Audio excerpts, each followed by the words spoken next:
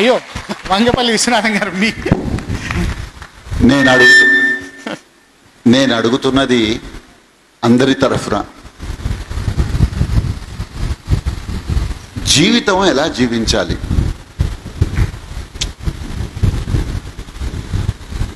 ఇప్పుడు సమయం తక్కువ కాబట్టి క్లుప్తమైన సమాధానం, ఈరోజు సంకల్పం చెప్పుకుని ఒక చక్కని పుస్తకం ఇది. నేను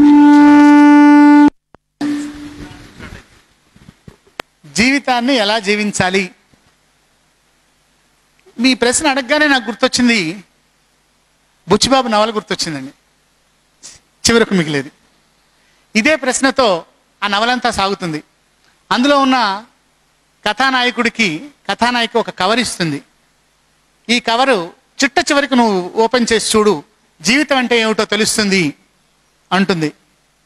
కథ అంతా చెప్పను కానీ ఆ కవర్ అలాగే మర్చిపోతాడు. ఒక చిట్ట చివరి దశకు వచ్చేవరకు ఆ కవర్ గుర్తొస్తుంది. జీవితం అంటే ఏమిటో తెలుసుకోవాలంటే అది ఓపెన్ చేయమని చెప్పేసి అంటారు. కవర్ ఓపెన్ చేస్తాడు, ఆతృతగా చూస్తూ ఉంటాడు.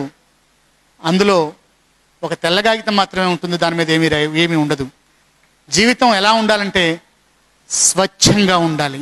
నిద్ర లేచిన దగ్గర నుంచి నిద్రపోయే వరకు కూడా.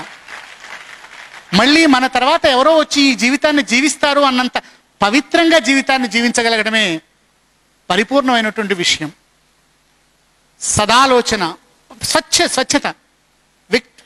విస్లావా జంబోరిస్కా అని ఒక పోలిష్ పోయిటెస్ ఉంది. మొన్ననే చనిపోయింది ఆవిడ, పోయిన ఫిబ్రవరిలో. పోలాండ్ కవయిత్రి విస్లావా జంబోరిస్కా. మిరకిల్ ఫైర్ అనే పుస్తకానికి నోబెల్ ప్రైజ్ వచ్చింది 1982లో.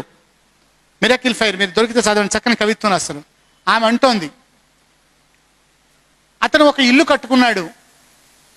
ఆ ఇంట్లోకి వెళుతున్నప్పుడు ఆ మెట్లు కూడా అతనే కట్టాడు, తన పేరు కూడా అతనే రాశాడు, లోపలికి వెళ్ళిన ప్రతి సామాన్లు కూడా తను సంపాదించుకున్నాడు.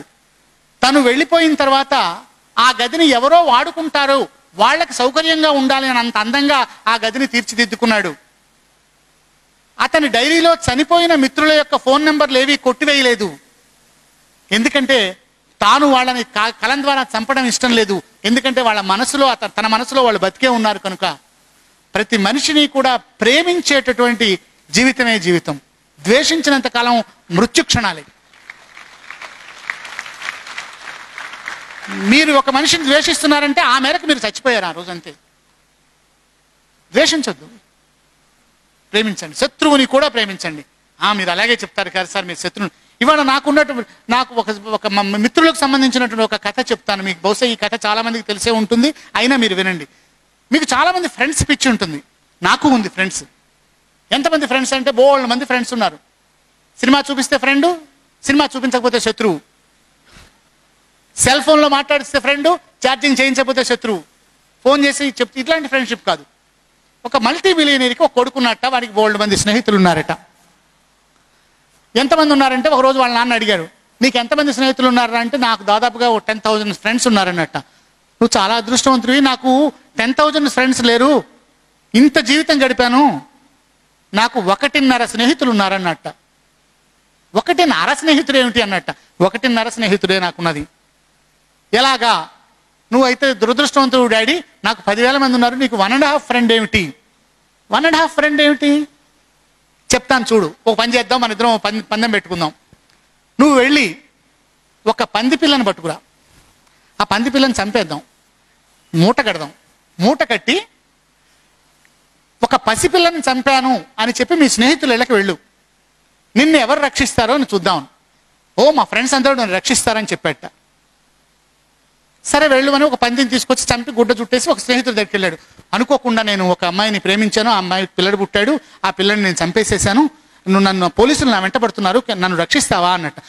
రావద్దు మా నాన్న ఊరుకోడరా అని చెప్పేసి 10,000 మందిలో 10,000 మంది వాళ్ళని తరిమి కొంతమంది పోలీసులకు కూడా ఫోన్ చేశారు వాడు ఇక్కడే ఉన్నాడని. నిజంగా పోలీసులు వీడు వెంట పడటం మొదలెట్టారు. పోలీసులు చేసి ఎక్కడో ఒక పసిపిల్లాన్ని శవాన్ని తీసుకొని పరిగెడుతున్నారని. డాడీ నిజంగానే పోలీసులు వస్తున్నారు, పట్టేసుకుంటారు, ఎట్లాగంటే డోంట్ వర్రీ, నాకు 1.5 స్నేహితులు ఉన్నారు కదా, వాళ్ళ అడ్రస్ ఇస్తాను, నువ్వు వాళ్ళ దగ్గరికి వెళ్ళు. ముందు 1/2 స్నేహితుడి దగ్గరికి వెళ్ళు, తర్వాత 1 స్నేహితుడి దగ్గరికి వెళ్ళు అనేసరికి ముందు 1/2 స్నేహితుడి దగ్గరికి వెళ్ళాట. తలుపు తట్టాడు. రాత్రి 12 అవుతోంది. అయ్యా నేను ఫలానా సుబ్బారావు గారి అబ్బాయినండి.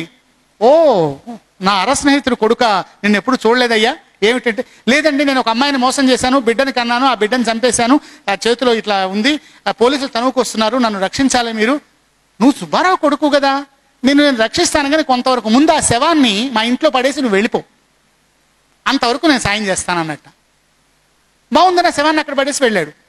ఒకటి స్నేహితుడి దగ్గరికి వెళ్ళాడు. అయ్యా నేను సుబ్బారావు గారి అబ్బాయినండి, చంపానండి, ఇట్లా మా స్నేహితుడి దగ్గర శవాన్ని పడేసేసాను, అర స్నేహితుడి దగ్గర. అంటే ఏం భయం లేదు, భోజనం చేసావా నువ్వు, రా ముందు భోజనం చేయి, హాయిగా కూర్చో, మంచిగా ఆనందిస్తూ ఉండు, పాటలు వింటూ ఉండు, అమ్మాయి మా సుబ్బారావు కొడుకు వచ్చాడు భోజనం పెట్టు, నీకేం భయం లేదు అంటే. పోలీసులు వస్తారు.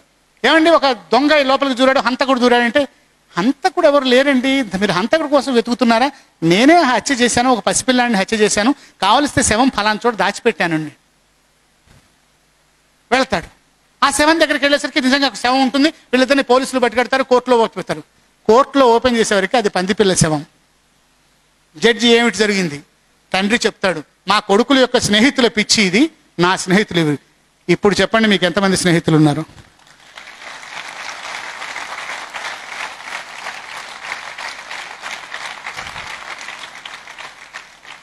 జీవితాన్ని జీవించడం అంటే అలాంటి స్నేహితులు అర స్నేహితులు కాదు, పావు స్నేహితులు ఉన్నా చాలు. మొట్టమొదటి అదే. మొట్టమొదటి అందరూ చాలా బాగా కనపడుతూ ఉంటుంటారు, కానీ పోను పోను మొదలు చిన్న కడు గొప్ప పిదప కురుచ ఆది కొంచెము తర్వాత అధికమగును ధనరు దినపూర్వ పరభాగ జనితమైన ఛాయపోలిక కుజన సజ్జనుల మైత్రి అంటాడు భర్తృహరి. అర్థం ఏమిటంటే, చెడ్డవాళ్లతో స్నేహం మంచి వాళ్లతో స్నేహం ఎలా ఉంటుందంటే, చెడ్డవాళ్లతో స్నేహం అట మొదలు చూచిన కడు గొప్ప, మొట్టమొదటి అసలు ఇది కావలించుకొని ముద్దులు పెట్టుకొని అసలు ఎట్లా చేస్తాడంటే నువ్వేరా గొప్పవాడివి అంటుంటాడు. ఉదయకాలపు నీడలాగా ఉంటుందిట. ఉదయకాలపు నీడ సూర్యుడికి ఎదురుగా నించోండి, మీ నీడ చాలా పొడవుగా అవుతుంది. ఎండ పెరుగుతున్న కొద్దీ, నీ వీపుని సూర్యకిరణాలు బాతున్న కొద్దీ కూడా ఆ నీడ తగ్గి తగ్గి తగ్గి తగ్గి మాయమైపోతూ ఉంటుంది. మొదలు చూచిన కడు గొప్ప పిదప కురుచ. అదే మంచి వాళ్ళతో స్నేహం ఆది కొంచెము తరువాత అధికమగును. సాయంకాలపు నీడ మధ్యాహ్నపు నీడలా ఉంటుందిట. మొట్టమొదటి తక్కువ ఉంటుంది, సూర్యుడి యొక్క ఎండ అలా దిగుతున్న కొద్దీ కూడా నీడ పెరుగుతూనే ఉంటుంది. ధనరు దిన పూర్వ పరభాగ జనితమైన ఛాయపోలిక కుజన సజ్జనుల మైత్రి. మీ యొక్క ఆలోచనలు ప్రభావితం చేసేటటువంటి మీ తల్లిదండ్రుల కన్నా కూడా మీరు స్నేహితులతో తిరిగే వాళ్ళ మీద ఆధారపడింది. పాజిటివ్ ఎనర్జీ ఇచ్చే స్నేహితులు, పాజిటివ్ గైడెన్స్ ఇచ్చే స్నేహితులు దొరకడం ఒక మంచి వరం. తల్లిదండ్రులు మీరు ఎంచుకోలేదు, కానీ స్నేహితుడిని మీరు ఎంచుకోవచ్చు.